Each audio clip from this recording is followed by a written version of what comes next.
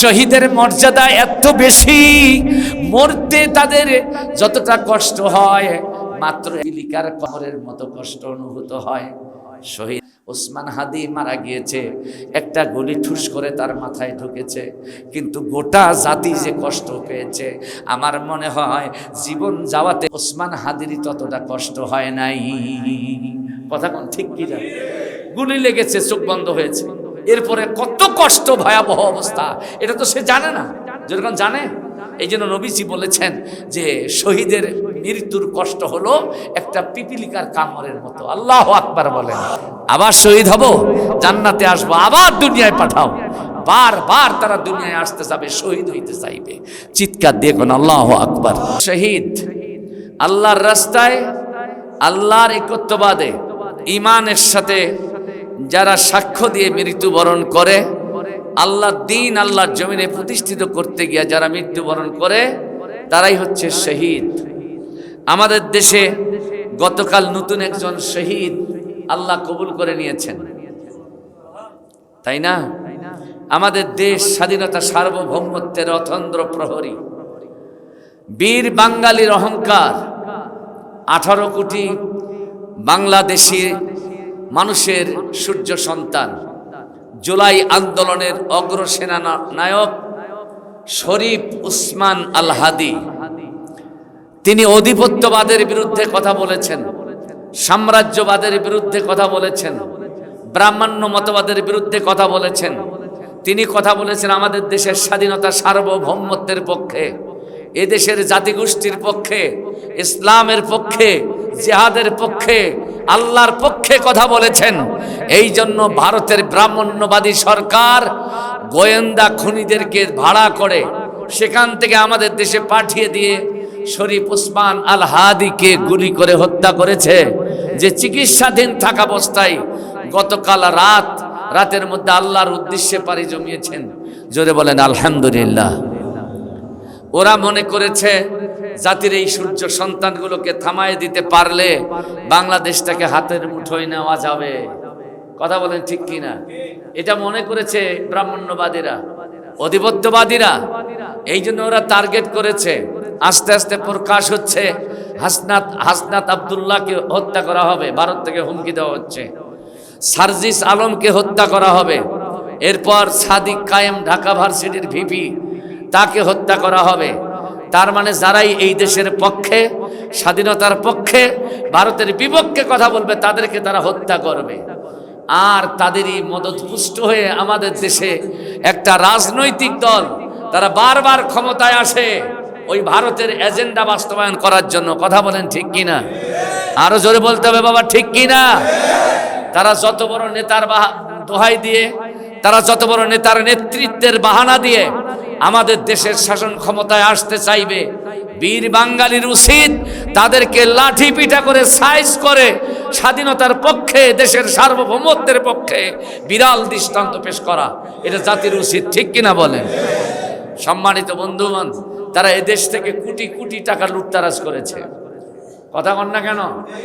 কোটি কোটি, হাজার হাজার কোটি টাকা লুটতারাজ করে ওই টাকা দিয়ে তারা কিলারদেরকে, খুনিদেরকে ভাড়া করে বাংলাদেশে পাঠিয়ে দিচ্ছে, বাংলাদেশের সূর্য সন্তানদেরকে হত্যা করার জন্য।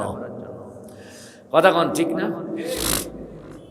আমি আমার এই স্বল্প আয়ুতে, স্বল্প বয়সে যতটুকু অনুভূতি আমার এসেছে, আমার দেশের জাতীয় 4 নেতাকে হত্যা করা, আমাদের দেশের বুদ্ধিজীবীদেরকে হত্যা করা, আমাদের দেশের শেখ মুজিবকে হত্যা করা, শেখ জিয়াউর রহমানকে হত্যা করা, আমাদের দেশের শাপলা চত্বরের মধ্যে শত শত আলেম ওলামাদেরকে হত্যা করা, ইসলামী চিন্তাশীল ইসলামী ব্যক্তিত্বদেরকে হত্যা করা, এবং এইভাবে হত্যাযজ্ঞের কাজ যারা করে যাচ্ছে, এই কাজ আঞ্জাম দিচ্ছে ভারতের ব্রাহ্মণ্যবাদী সরকারেরা, ঠিক কিনা বলে?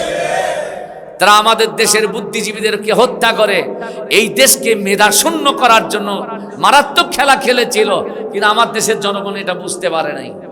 কথা বলেন ঠিক কিনা? একটা ভবিষ্যৎবাণী করে রাখি, শোনেন। যেই হাসিনাকে দিয়ে বাংলাদেশের রক্ত পরিস্থিতির পথ রচনা করেছিল, আর যেই হাসিনা ওই ভারতের কথায়, ভারতের নেতাদের আনুগত্য করতে গিয়ে বাংলাদেশে হত্যাযজ্ঞ চালিয়েছিল, ওই ভারতেই হাসিনার গলায় ছুরি চালাবে না। এই বান্দরামিতে সফল হতে পারেনি, পারবেও না ইনশাআল্লাহ। কিন্তু যাদেরকে সে লাঠি হিসেবে ব্যবহার করেছে তাদেরও সে ওই ভারত ছেড়ে দেবে না, শেষ করে দেবে ওদের। মূলত হলো আমাদের দেশ সংখ্যাগরিষ্ঠ মুসলমানের দেশ, এই দেশে ইসলাম প্রতিষ্ঠিত হোক এটা তারা চায় না। কারণ তাদের আশঙ্কা হলো বাংলাদেশে যদি ইসলাম প্রতিষ্ঠিত হয় তাহলে ইসলামের এই বারুদ দিগন্তে ছড়িয়ে পড়বে, আলোকিত করবে দেশ জাতি সমাজকে। এই আশঙ্কায়, এই ভয়ে ভীত হয়ে তারা বাংলাদেশে ইসলামকে প্রতিহত করতে চাচ্ছে। কথা বলেন ঠিক কিনা? আমি জানতে চাই আমার প্রাণপ্রিয় মুসল্লিরা, ওরা যদি এর থেকে আরো ভয়ঙ্কর পরিস্থিতির সৃষ্টি করে তারপরও আমরা বাংলাদেশ থেকে ইসলাম মুছে যেতে দেব? জোরে বলেন, ইসলাম থেকে দূরে সরে যাব? হাজার রক্তের বিনিময়েও, লক্ষ রক্তের বিনিময়েও, লক্ষ জীবনের বিনিময়েও এদের স্বাধীন করেছি ইসলাম রক্ষার জন্য। কখনো কোনো ভিনদেশি শকুনদের হাতে ইসলামকে আমরা ছেড়ে দেব না। কথা বলেন ঠিক কিনা? আল্লাহ আমাদের সেই বীরত্ব দান করুন, সেই ইমানি শক্তি দান করুন। সকলে বলুন আল্লাহুম্মা আমিন।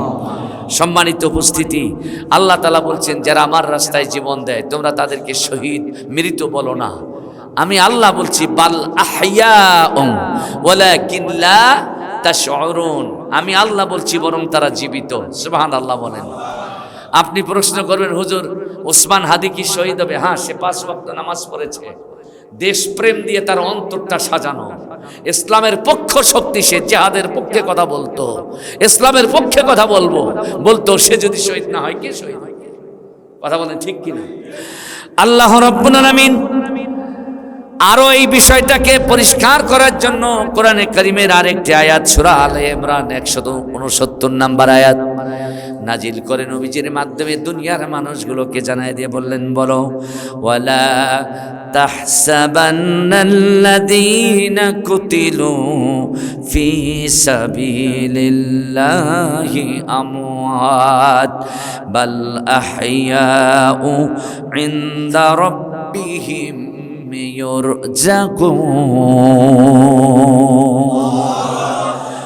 আল্লাহ তাআলা বললেন যারা আল্লাহর রাস্তায় নিহিত হয় অনেকের ধারণা তারা মরে যায়, কিন্তু আল্লাহ বলছেন না, বাল আহইয়া, তারা জীবিত, ইনদা রব্বিহিম, তার রবের কাছে, তাদের প্রতিপালকের কাছে। যারা আল্লাহর রাস্তায় নিহিত হয়, আল্লাহর রাস্তায় জীবন দেয়, তারা মরে যায় না, তাদেরকে তোমরা মৃত বলো না, কারণ আল্লাহর কাছে তারা জীবিত থাকে। ইউরজাকুন, আর আল্লাহ তাদেরকে নিজ জিম্মায় রিজিক দিয়ে থাকেন। সুবহানাল্লাহ বলেন, তাদেরকে নিজ জিম্মায় আল্লাহ রিজিক দিয়ে থাকেন। সুবহানাল্লাহ, সুবহানাল্লাহ। আল্লাহর নবী সাহাবী আব্দুল্লাহ জুল বাজাদাইন একটি যুদ্ধের মধ্যে আমার নবীজি মুজাহিদদেরকে লাইন করছেন, দাঁড় করাচ্ছেন, আর বলছেন তোমাদের যার কাছে যা আছে তাই নিয়ে আসো, আল্লাহর দ্বীনের জন্য লড়াই করতে হবে, আল্লাহর দ্বীন আল্লাহর জমিনে প্রতিষ্ঠার জন্য সংগ্রাম করতে হবে। বিভিন্ন জন বিভিন্নভাবে বিভিন্ন অস্ত্রে সজ্জিত হয়ে যুদ্ধের জন্য আমার নবীজির সামনে গিয়ে উপস্থিত হলো।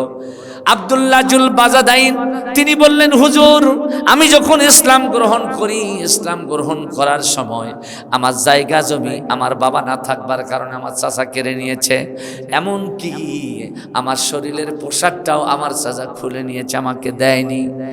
উলঙ্গ অবস্থায় আপনার কাছে এসে মায়ের একটা পুরাতন কাপড় পরে এসে ইজ্জত ঢেকে আপনার দরবারে এসে আমি মুসলমান হয়েছি। এই মুহূর্তে আমার কোনো টাকা নাই, পয়সা নাই, সম্পদ নাই, কিন্তু আমি ইসলামের জন্য কি দেব, কি নিয়ে ইসলামের যুদ্ধে যাব, কোনো চিন্তা করে পাচ্ছি না।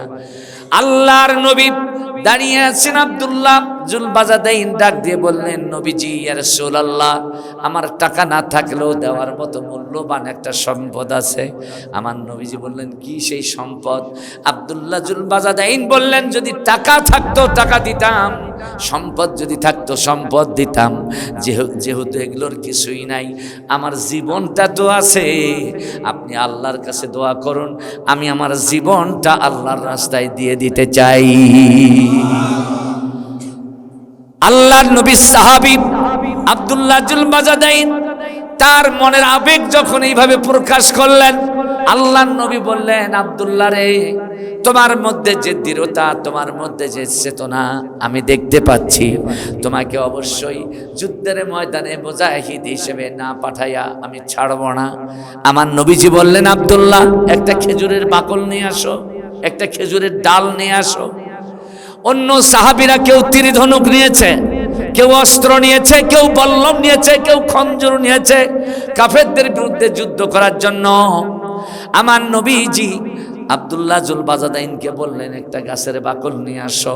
যখন একটা খেজুরের ডাল বাকল নিয়ে এসে নবীজির হাতে দেওয়া হলো, আল্লাহ তাআলার হাবিব নূর নবী মুহাম্মদ এই খেজুরের বাকলটা আব্দুল্লাহ জুলবাজাদাইনের হাতে দিয়া বললেন, যাও, এটা নিয়ে তুমি কাফের বুজ্জির ভিতরে ঢুকে পড়ো, লড়াই করো। আর নবীজি দোয়া করে বললেন, আল্লাহ, আমি আব্দুল্লাহ জুলবাজাদাইনের রক্তকে কাফেরদের জন্য হারাম করে দিলাম। জোরে কোন সুবহানাল্লাহ। আমার নবী যা বলে তা কবুল হয় না? হয় না? আরো জোরে বলেন বাবা, কবুল হয়। আমার নবীর মুখের দোয়া, সকলের প্রার্থনা ব্যর্থ হতে পারে, কিন্তু নবীজির দোয়া ব্যর্থ হবে না। তবে কাদের জন্য দোয়া কবুল হবে না? আমি গত জুমায় মনে হয় আলোচনায় একটু ইশারা দিয়েছিলাম যে মুশরিক আর যে মুনাফিক, মুশরিক আর মুনাফিক, এই দুই ব্যক্তির জন্য নবীজির দোয়া কবুল হবে না। এটা আল্লাহ বলেছেন, ইস্তাগফির লাহুম ওয়া ইন তাস্তাগফির লাহুম ৭০ মাররা। আমার নবীজিকে আল্লাহ তাআলা বলছেন, তুমি মুনাফিকদের জন্য দোয়া করো আর না করো, দোয়া যদি ১১২ করো, আল্লাহ তাআলার বাণী, আমি মুনাফিকদের জন্য নবী হে তোমার কোনো দোয়া কবুল। তাহলে মুনাফিক হয়ে মরতে হবে। কথা বল না কেন বাবা? মুনাফিক হয়ে মরতে হবে। মুনাফিক কারে কয়? যার মুখ হলো দুইটা, কখনো ইমানের পক্ষে, কখনো ইমানের বিপক্ষে। বৃষ্টি আসে যেদিকে সাদা ধরে, ইসলাম গ্রহণকারী কখনো এ স্বভাবের হতে পারে না। কথা কোন ঠিক কি না? যারা ইসলাম গ্রহণ করে তারা এক এবং একাত্রা, জীবন যায় যাবে, রক্ত ঝরবে, ইসলামের পক্ষে আসি, আল্লাহর পক্ষে আসি, থাকবো, একটুকু এদিক ওদিক হব না। এরই কয় মুসলমান। ঠিক না বে ঠিক বলেন? আমরা সেই মুসলমান হতে চাই না? মুশরিক হওয়া যাবে না, কারণ মুশরিকদের দোয়া কবুল, মুশরিকদের জন্য কোনো দোয়া কবুল হবে না। সকলের জন্য নবীর দোয়া কবুল হবে, কিন্তু এই দুই শ্রেণীর জন্য দোয়া কবুল হবে না। একটা হলো মুশরিক আর একটা মুনাফিক। একটা মুশরিক আর একটা মুনাফিক। আল্লাহর সাথে যে আল্লাহর জাত এবং সিফতের সাথে শরীক করে, আল্লাহর জাত, আল্লাহ এক এবং একক, আল্লাহর সঙ্গে দুইজন আল্লাহ বানা যাবে না। আল্লাহর অনেক গুণ আছে না নাই? আল্লাহ রহমান, আল্লাহ করুণাময়, আল্লাহ রহিম, দয়ালু। এই গুণে কোনো মানুষকে গুণান্বিত করা যাবে না। এগুলো আল্লাহর স্পেশাল গুণ। আল্লাহর জাত এবং সিফত, আল্লাহর জাত, আল্লাহর সিফত, এই দুইটার সাথে কাউকেই শরীক করা যাবে না, তাহলে মুশরিক হবেন না। আর যদি কাউকে শরীক করেন তাহলে মুশরিক হবেন। আর মুশরিক হলে নবীজির দোয়াও আপনার জন্য কাজে আসবে না। কথা বলেন ঠিক কিনা? আল্লাহর নবী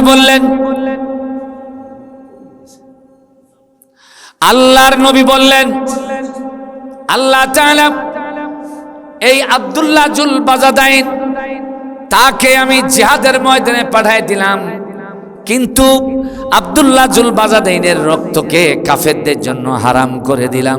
আল্লাহু আকবার বলেন তো, নবীজির দোয়া আল্লাহ কবুল করবে কিনা? কবুল হয়ে গেল। একটা খেজুরের বাকল নিয়ে যুদ্ধের ময়দানে কাফের বুজ্জুর ভিতরে ঢুকে পড়ল।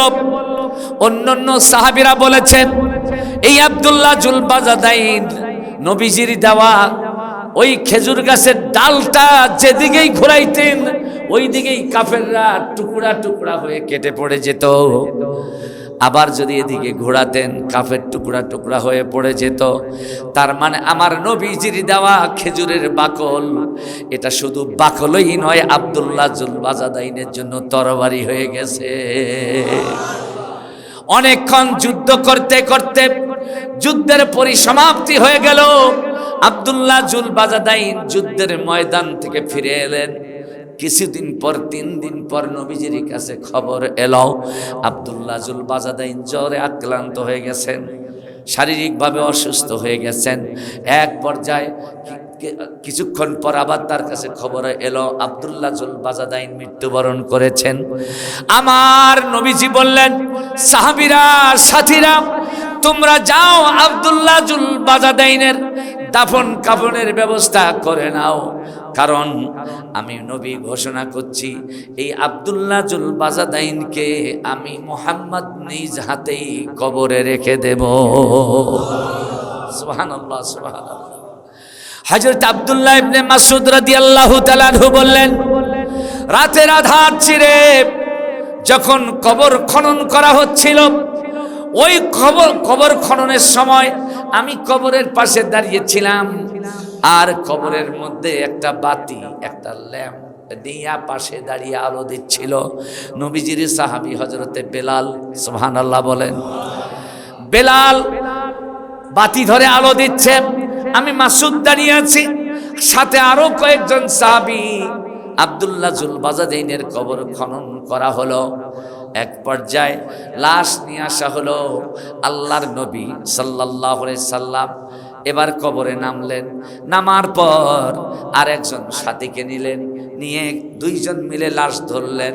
লাশ ধরে যখন কবরে রাখা হলো, দাফন করা হলো, আমার নবীজি কবরের পাশে দাঁড়ায়া আল্লাহর কাছে চিৎকার দিয়ে কেঁদে কেঁদে বলতে থাকলেন, আল্লাহ, এই আব্দুল্লাহ জুল বাজাদাইনের উপরে ইসলাম গ্রহণের পর থেকে এই মুহূর্ত পর্যন্ত আমি নবী খুশি, দয়া করে আপনিও খুশি হয়ে যান।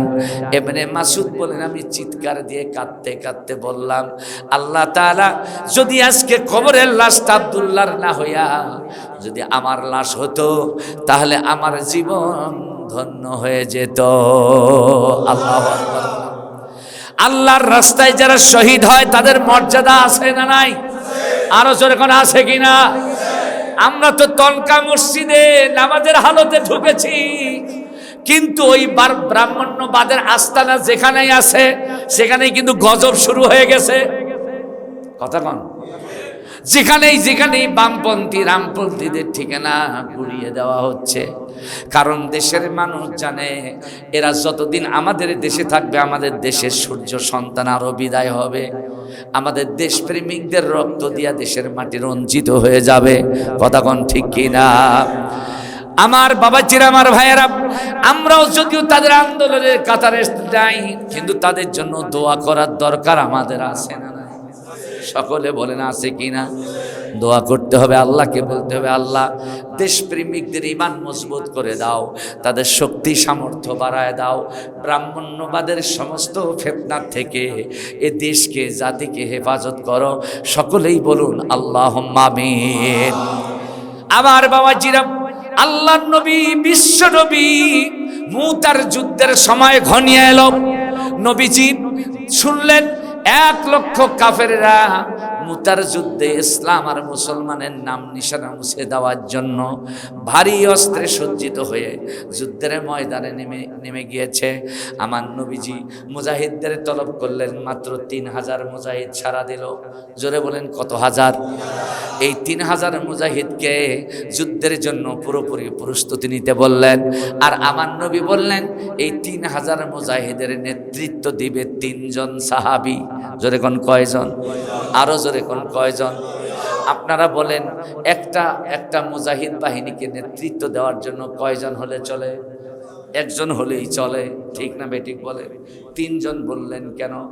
আমার নবীজি বুঝতে পেরেছেন এই 1 লক্ষ কাফেরদের বিরুদ্ধে 3000 মুজাহিদ যুদ্ধ করতে গিয়া তারা ক্ষতবিক্ষত হবে। এই 3 জন মুজাহিদের মধ্যে, 3 জন সেনাপতির মধ্যে প্রথম জন শহীদ হয়ে যাবে, তারপরে একজন নেতৃত্বে আসবে, সেও শহীদ হয়ে যাবে, তারপরে আর একজন নেতৃত্বে আসবে, সেও শহীদ হবে, কিন্তু তার হাতেই ইসলামের বিজয় হয়ে যাবে। সুবহানাল্লাহ বলেন। নবীজির পালক পুত্র ছিল যায়েদ। হযরতে যায়েদকে ডাক দিয়ে বললেন, তুমি প্রথম সেনাপতি হবা। যায়েদকে বলার পর নবীজি তার চাচাতো ভাই জাফর ইবনে আবি তালিব, নবীজির চাচা ছিল আবু তালিব। কয়েক জুমা ধরে আলোচনা করলাম আবু তালিবের উপর, ঠিক কিনা বলেন? আবু তালিবের দুই ছেলে, একটা হলো আলী আর একটা হলো জাফর। জাফরকে ডাকতে বললেন, দ্বিতীয় সেনাপতি তুমি হবা। এইবার আমার নবীজি আর একজন সেনাপতির নাম উল্লেখ করলেন, তার নাম হলো আব্দুল্লাহ বিন রাওহা। যেরকম কয়জন হলো? তিনজন। যায়েদ সবাইকে ডাক দিয়ে নবীজি বললেন, তোমরা যাও নিজের পরিবারের কাছ থেকে গিয়ে বিদায় নিয়ে আসো, ছেলেদের কাছে বিদায় নাও, স্ত্রীদের কাছে বিদায় নাও। আমার বাবাজিরা, হযরতে যায়েদ বললেন, ইয়া রাসূলুল্লাহ, আপনি তো আমার পালক পিতা, কার কাছে আবার বিদায় নেব? আমার মা আয়েশা তো ঘরের মধ্যে আছে, উনি তো সব কিছু শুনতেছেন, আমার আর কারোর কাছে যেতে হবে না। চিন্তা করেন, যুদ্ধের ময়দানে নাম ঘোষণা হয়েছে, জীবন চলে যাবে, বিদায় নেওয়ার জন্য ঘোষণা দেয়া হলো, অথচ যুদ্ধের ময়দানে যাওয়ার জন্য কি আগ্রহ তাদের! কারণ তারা জানে আল্লাহর রাস্তায়, আল্লাহর দ্বীনের জন্য জীবন দেওয়া, শহীদ হওয়াতে যে মর্যাদা, অন্য কোন মৃত্যুর মধ্যে ওই মর্যাদা পাওয়া যাবে না। যেরকম যাবে যায়েদ এইভাবে প্রস্তুতি নিতে থাকলেন।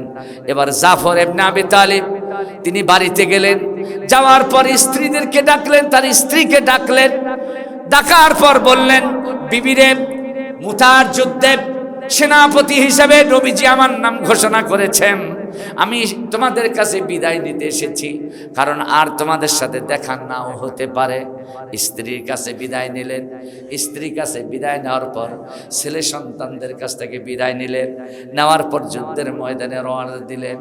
পিছন থেকে স্ত্রী স্বামীকে দাঁড় করায় দোয়া করছে, আয় আল্লাহ, আমার নবীজি যেহেতু আমার স্বামীকে যুদ্ধের ময়দানে সেনাপতি ঘোষণা করেছেন, আমি তো বাধা দিতে পারি না, আমি না করলেও তো এটা গ্রহণযোগ্য হবে না। তবে তোমার কাছে আবেদন জানাই, আমার স্বামীকে তুমি জিহাদের ময়দানে নাও, কাফেরদের বিরুদ্ধে ইসলাম মুসলমানদের বিজয় দেওয়ার পর আমার স্বামীকে গাজীর মর্যাদা দিয়ে আবার বাড়িতে ফেরাইয়া দিও। আল্লাহু আকবার বলেন। জাফরের হাতে ছিল তরবারি, এই তরবারি দিয়ে স্ত্রীর হাতের মধ্যে এইভাবে আঘাত করে বললেন, হাত নামা, দোয়া বন্ধ করে দাও, কারণ তিনজন সেনাপতির নাম ঘোষণা করা হয়েছে, আমি 2 নম্বরে আছি, তার মানে তোমার দোয়া কবুল হবে না, আমি আল্লাহর নবীর ইশারায় ওই যুদ্ধের ময়দানে শহীদ হয়ে যাব। আল্লাহু আকবার বলে। ইসলামের জন্য তারা জীবন দিতে কতটা আগ্রহী ছিল দেখুন।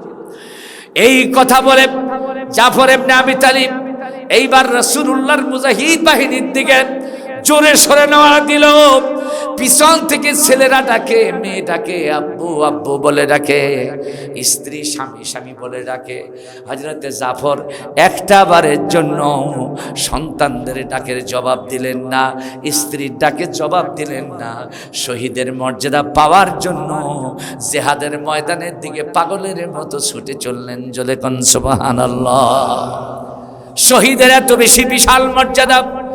হযরত আব্দুল্লাহ বিন রাওহা, তার বর্ণনা এসেছে হাদিসে বুখারীর মধ্যে, হযরত আব্দুল্লাহ বিন রাওহা সবে মাত্র বিবাহ করেছেন, স্ত্রীর সাথে একটা রাতও যাপন করেন নাই।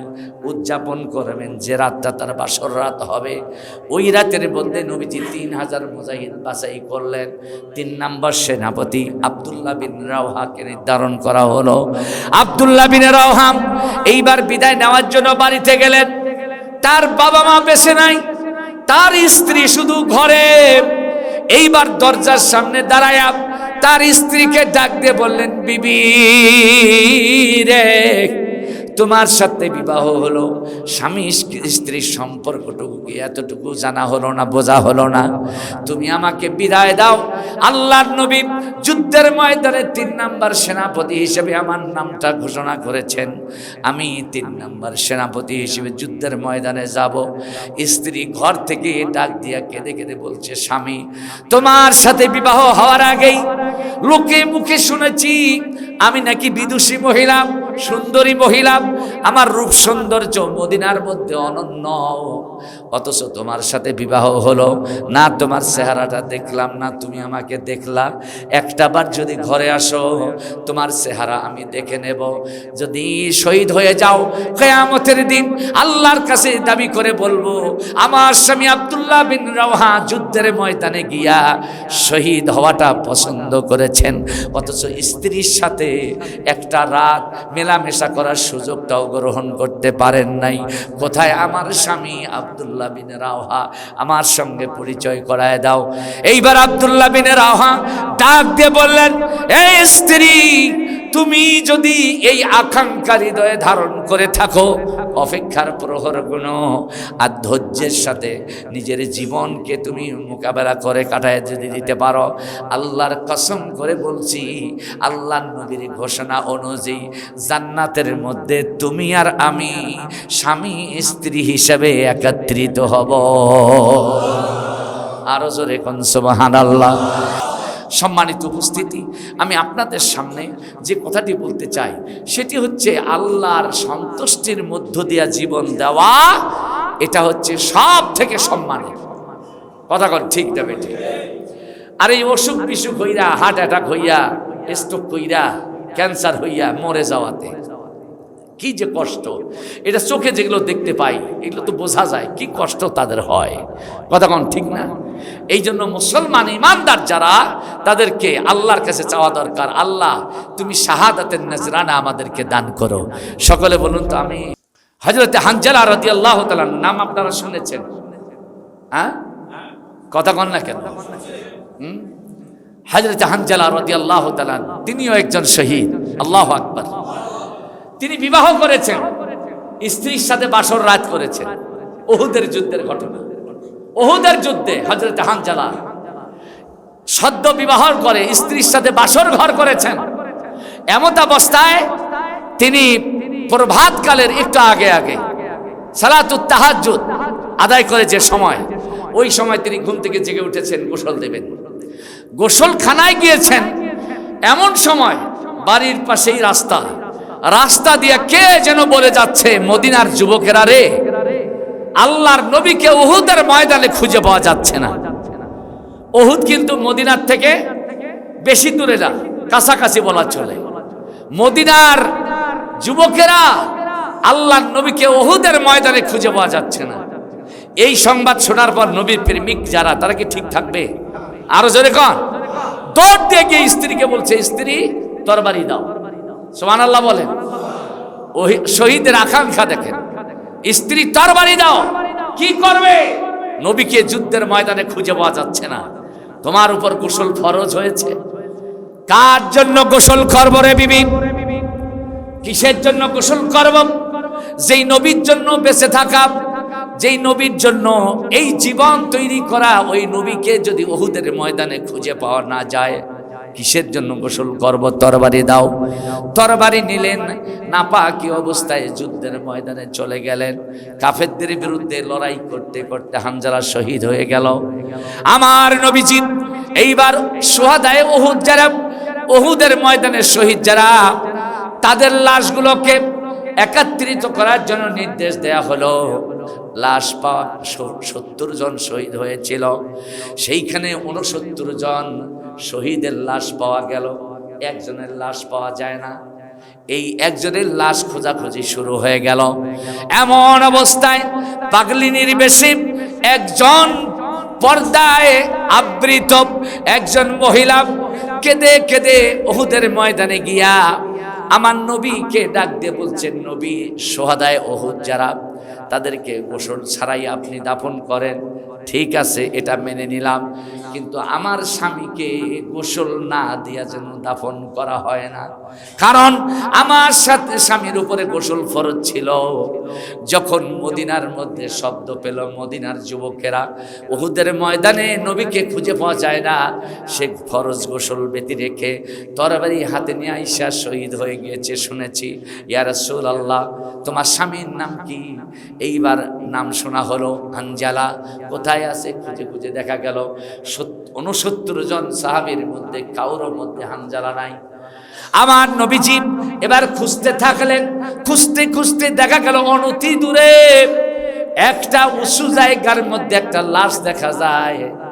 ওই লাশটা অনুসন্ধান করে সেখানে যাওয়া হলো। যাওয়ার পর নবীজি দেখলেন ওই লাশের মাথার চুলগুলো বেয়ে বেয়ে টপ টপ করে পানি পড়ছে। আল্লাহু আকবার বলেন। আমার নবীজি দেখলেন এটাই হানজালা হবে।